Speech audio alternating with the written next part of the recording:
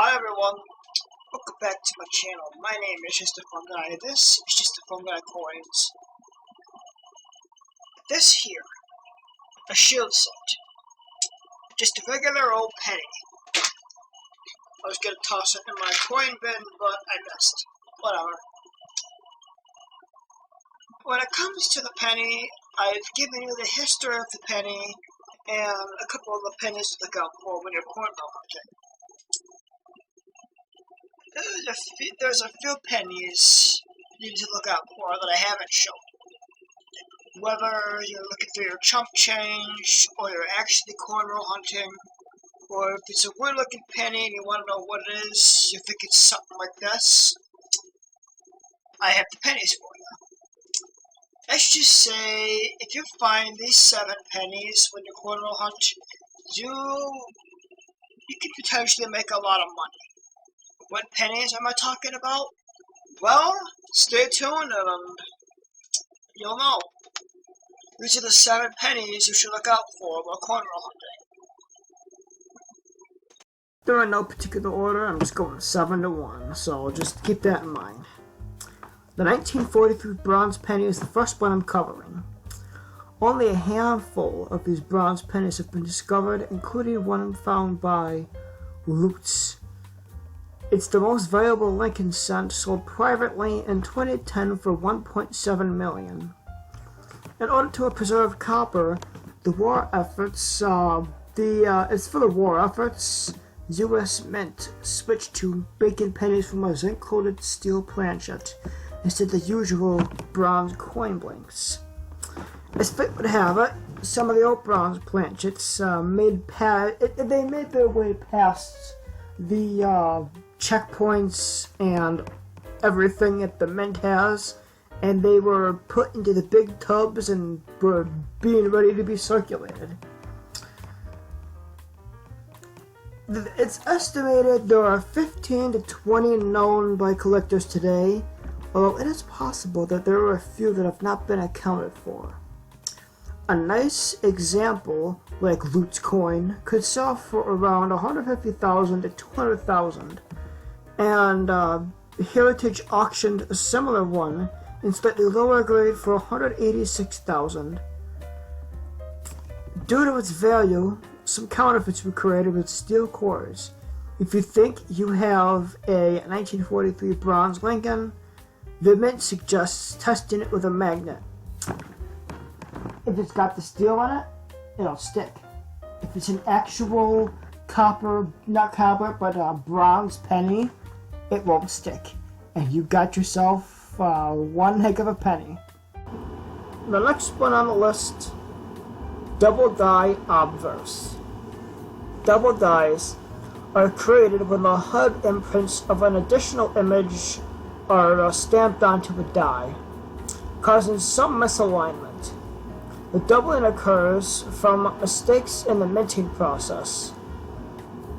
So essentially what that means is the penny is stamped, and then the penny is stamped again, but slightly off center, to make it look like it was stamped, well, it was essentially stamped twice.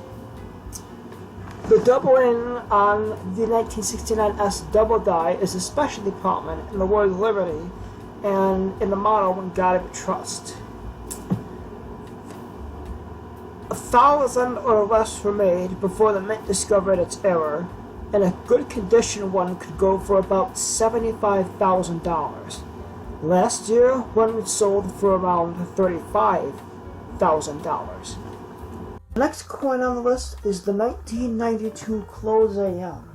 I mean, the AM being the motto, not the motto, but the country, United States of America, the penny. The A and the M are touching. The A and the M are not separate like in every other penny. This came about in the 1990s and the early 2000s. The Mint used different dyes for producing coins for circulation and proof coins for collectors. But due to a mix-up, a proof die was used for the reverse of the coin, and it was supposed to be used starting in 1993. It's likely an entire run of 250,000 pennies are printed this way. You can find them much easier than the 1969 double die coins. A 1992 closed IM in fairly new condition could be worth around $20,000, and you can sell one for around $2,000 to $3,000. One sold in 2012 for more than $20,000. Similar to the 1969 and the double die, 3 years later, the 1972 double die obverse became popular and valuable.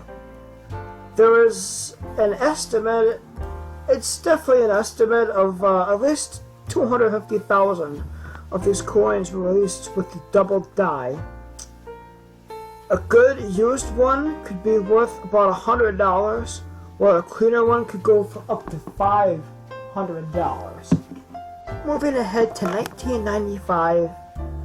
In 1995, there also was a DDO, a double die obverse. Yes, double die obverse. And unfortunately, they're a lot more common than the 69 and the 72 DDOs. They're one of the easiest valuable pennies to find. Now, don't sell this penny short. If you find one in good condition, they can sell for up to $45. The 1999 White AM. This is the exact opposite of the 92 Close AM. In a regular penny, the A and the M in America are evenly spaced. In the Close AM, they're basically touching. In the White AM, the A and the M are, for lack of a better term, social distancing. And the mint screwed up with the AM.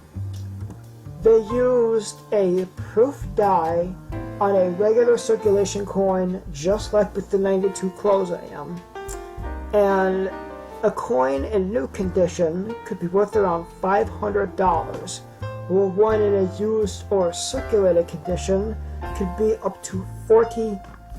The last coin I have on the list today is the 1983 DDR or double die reverse.